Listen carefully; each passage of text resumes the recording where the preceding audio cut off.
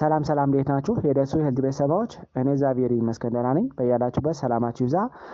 ዛሬም እንደተለመደው በአንድ አስተማሪና ጠቃሚ ቪዲዮ ተመልሻለሁ። በዚህ ቪዲዮ ወጣቶች ትዳር ከመፈጸማቸው በፊት ወይም ደግሞ የፍቅር ግንኙነት ከመጀመራቸው በፊት መቼ ነው የኤችአይቪ ምርመራ ማድረግ ያለባቸው የሚለውን ለእናንተ በደንብ አብራርቼ እነግራችኋለሁ። ከዛ በፊት ግን ለቻናሉ አዲስ ከሆናችሁ ቻናሉን ሰብስክራይብ ያደርጋችሁ ጀምሩ። ነባራዊ ሰዎችም የዩቲዩብ አልጎሪዝም ለብዙዎች እንዲያደርስና ብዙዎችን ስለሚያስተምር ላይክ እና ሼር ማድረጋችሁን አትርሱ። አብራችን ቆዩ። ወደ ዋናው ሀሳቤ ስመለስ አንድ ሰው ኤችአይቪ ከተያዘ በኋላ እስከ 3 ወር ድረስ ምርመራ ቢደረግለት ወይም ደግሞ ምርመራ ቢያደርግ ውጤቱ የሚያሳየው ኔጌቲቭ ነው ማለት ነው። ምክንያቱ ደግሞ ሰውነታችን ቫይረሱን የሚያሳይ ወይም ደግሞ ቫይረሱ መግባቱን የሚያመለክት የሚገልጽ አንቲቦዲ አያመነጭም ወይም ደግሞ የቫይረሱ መጠን በጣም ዝቅተኛ ስለሚሆን በደም ምርመራ ወይም ደግሞ በአንቲቦዲ ቴስት አይታወቅም ማለት ነው፣ እንደኛ ሀገር ስታንዳርድ ስናየው ማለት ነው። ነገር ግን በውጮች ስታንዳርድ ስናየው አንድ ሰው ኢንፌክትድ ከሆነ በኋላ በኤችአይቪ በተለይ በአንድ ወር ውስጥ ባለው ውስጥ የሚገልጽ በጣም ስዊፍት የሆነ ማሽን አለ። ይሄ ማሽን በእኛ ሀገር ስታንዳርድ ስናየው በጣም ኮስቲ ስለሚሆን ወይም ደግሞ ውድ ስለሚሆን እንዲሁም ደግሞ አቬሌብል ስለማይሆን ይሄ ምርመራ አይደረግም ማለት ነው። ስለዚህ በእኛ ሀገር ስታንዳርድ ስናየው አንቲቦዲ ቴስት ነው የሚሰራው ማለት ነው። ይሄ አንቲቦዲ ቴስት ብዙ ጊዜ ከ3 ወር በፊት ያለውን የኤችአይቪ ስታተስን አያውቅም ማለት ነው። በዚህ ሁኔታ ብዙ ሰዎች ሲሸወዱ ይታያሉ ማለት ነው። በተለይ አንድ ሴት ወይም ደግሞ አንድ ወንድ ከሌላ ሰው ጋር በተለይ ደግሞ ኤችአይቪ ፖዚቲቭ ከሆነ ሰው ጋር ግንኙነት ብትጀምር ወይም ደግሞ በተለይ ጋብቻ ብትፈጽም እስከ 3 ወር ድረስ ስታተሷን ማወቅ አትችልም ማለት ያ ማለት በተለይ በ3 ወር ውስጥ ያለውን የኤችአይቪ ፖዚቲቭ መሆኗን አለመሆኗን በደም ምርመራ ያን ያህል ግልጽ የሆነ የሚያሳይ ምልክት ላይታይ ይችላል ማለት። ስለዚህ በተለይ በዚህ ሁኔታ ብዙ ሰዎች ምልክቱን ሳያሳዩ ወይም ደግሞ ምንም አይነት በደም ምርመራ ተደርጎላቸው በ3 ወር ውስጥ ምንም አይነት ኤችአይቪ ኔጌቲቭ እያለ ነገር ግን ወደ ሌላ ሰው የማስተላለፍ አቅማቸው ግን በጣም ከፍተኛ ነው ማለት ነው። ብዙ ጥንዶች ምርመራ ያደርጋሉ። በተለይ በ3 ወር ውስጥ ያለውን ስታተስ ስለማይታወቅና ምንም አይነት ሂደት ሳይታወቅ በተለይ ጋብቻ ለመፈጸም የፍቅር ግንኙነት ለመጀመር የሆነ ቦታ ሄደው ይመረመራሉ። ያ ቴስት ምንም አይነት ነገር ላያሳይ ይችላል። ነገር ግን በአንድ ሴት በ3 ወር ውስጥ ከሌላ ሰው ጋር ሴክስ አድርጋ ወይ ደግሞ ግንኙነት አድርጋ ኤችአይቪ ኢንፌክትድ ብትሆንም ቅድም እንደነገርኳችሁ የደም ምርመራው የሚያሳየው ግን ኔጌቲቭ ነው ማለት። ስለዚህ በዛ ሂደት ኤችአይቪ ፖዚቲቭ ከሆነች ሰው ጋር ወይ ደግሞ ከሆነ ሰው ጋር ግንኙነት ጀመረ፣ ትዳር መሰረተ ማለት ነው። ስለዚህ እንደዚህ አይነት ሁኔታ ይፈጠራል ማለት ነው።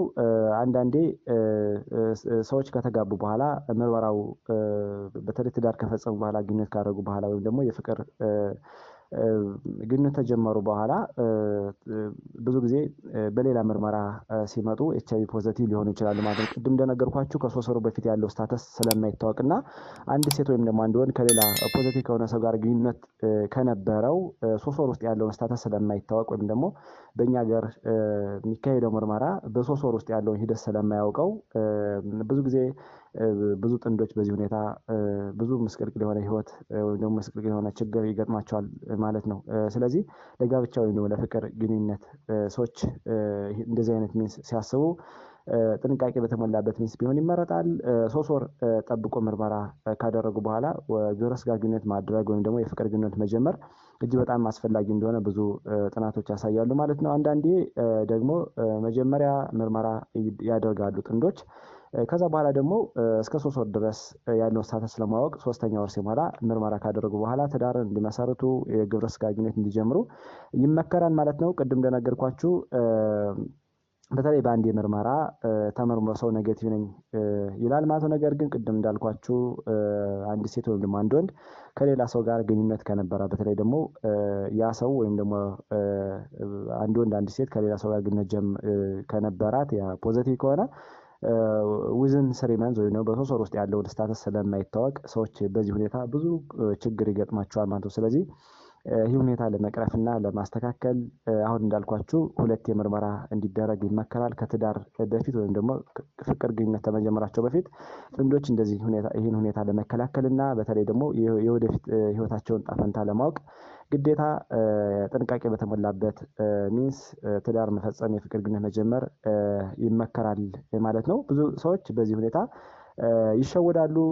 በዚህ የተነሳ ምስቅልቅል የሆነ የህይወት ሁኔታ እንዲፈጠርባቸውም ደግሞ በለጋ እድሜያቸው የተለያዩ ችግሮች እንዲፈጠሩባቸው ስለሚያደርግ ጥንቃቄ በተሞላበት ሚንስ ቢሆን የተመረጠ ነው ማለት ነው። እንዳጠቃላይ ወደ ጋብቻ ወይም ደግሞ የፍቅር ግንኙነት ሲጀመር ጥንቃቄ ማድረግ በጣም አስፈላጊ ነው ማለት ነው። ምክንያቱም ኤችአይቪ ቅድም እንደነገርኳችሁ ፖዘቲቭ የሆነ ሰው ጋር ሌላ ሴት ወይም ሌላውን ፍቅር ግንኙነት ጀምሮ ከሌላ ሰው ጋር ጋብቻ መፈጸም ቢፈልግ የፍቅር ግንኙነት መጀመር ቢፈልግ በተለይ ያኛውን ጤነኛውን ሰው መጉዳት ይሆናል። እንዲሁም ደግሞ በደም ምርመራ በ3 ወር ውስጥ ያለው ስለማይታወቅና ብዙ ሰዎችን ስለሚሸውድ ጥንቃቄ ማድረግ አስፈላጊ ነው እያስባለሁ። እንዲህ በዚህ ሚንስ ካልተደረገ ብዙ ጊዜ ህይወት በአጋጣሚ ብዙ ችግሮችን ልታመጣ ስለሚችል ጥንቃቄ ማድረግ በጣም አስፈላጊ ነው ማለት ነው። ዛሬ በዚህ ቪዲዮ እንዳጠቃላይ በተለይ ደግሞ ኤችአይቪ ስታተስን ማወቅ ፍቅር ከመጀመር በፊት ወይም ደግሞ ከግብረ ስጋ ግንኙነት ከማድረግ በፊት ስታተስን ማወቅ ለወደፊት ህይወት ያማረ እና ነገ ጥሩ ህይወት ለመኖር በጣም አስፈላጊ ስለሆነ ጥንቃቄ ማድረግ በጣም አስፈላጊ ነው ማለት ነው። እንደኛ ሀገር ስታንዳርድ ስናየው ብዙ ጊዜ በተለይ አንቲጂን ቴስት ያን ያህል ብዙም ስላልሆነና ማሽኑ በጣም ኮስቲ ስለሚሆን እንደኛ ሀገር የኢኮኖሚ ሁኔታ ስናየው ደግሞ ይሄ ማሽን ወደኛ ሀገር መጥቶ ምርመራ ለማድረግ በጣም አስቸጋሪም ስለሚሆን በአንቲቦዲ ቴስት ነው ወይም ደግሞ በተለይ በአንቲቦዲ ወይም ደግሞ ኤችአይቪ ስታተሱን ነው የሚመረመረው እና ይህ ሂደት ደግሞ አሁን እንዳልኳችሁ በጣም ብዙ ሰዎችን እያጠቃና በተለይ እንደኛ ሀገር ስታንዳርድ ስናየው ፕሬቫላንሱ የኤችአይቪ ወይም ደግሞ የስርጭት መጠኑ በጣም ከፍተኛ እየሆነ ስለመጣ ወጣቱ ከዚህ ላይ ትልቅ ግንዛቤ ማግኘት አለበት ብዬ አስባለሁ። አሁን እንዳልኳችሁ ወደ ፍቅር ግንኙነት ስንገባ ወይም ደግሞ ፍቅር ግንኙነት ስንጀምር ራሳችን በደንብ ስታተሳችን አውቀን ጥንቃቄ በተሞላበት ሚንስ ወደ ትዳር ብንቀላቀል ወደ ፍቅር ዓለም ብንገባ የተመረጠ ነው ብዬ አስባለሁ። ምክንያቱም አንዳንድ ሰዎች ምንም አይነት ሁኔታ በማያውቁበት አጋጣሚ ምንም አይነት ይህ ነገር የለም ብለው በማሰብ የወደፊት ጣፈንታቸውን ህይወታቸውን እየሸወዱም እንዲሁም ደግሞ ወጣቶችን በዚህ ሁኔታ እያለቁ ስለሆነ ጥንቃቄ ብናደርግ እጅግ በጣም ትልቅ ነገር ነው ብዬ አስባለሁ። ስለዚህ ዛሬ በዚህ ቪዲዮ ስለ ኤችአይቪ ቴስት ወይም ደግሞ ወጣቶች መቼ ነው ኤችአይቪ ምርመራ ማድረግ ያለባቸው የሚለውን ለእናንተ በደንብ አውራቼ ነገርኳችሁ። ሌሎችን ቪዲዮዎች ስለቅ ለእናንተ እንዲደርሷችሁ የደወል ምልክቱን መጫን አትርሱ። አመሰግናለሁ። ባይ ባይ።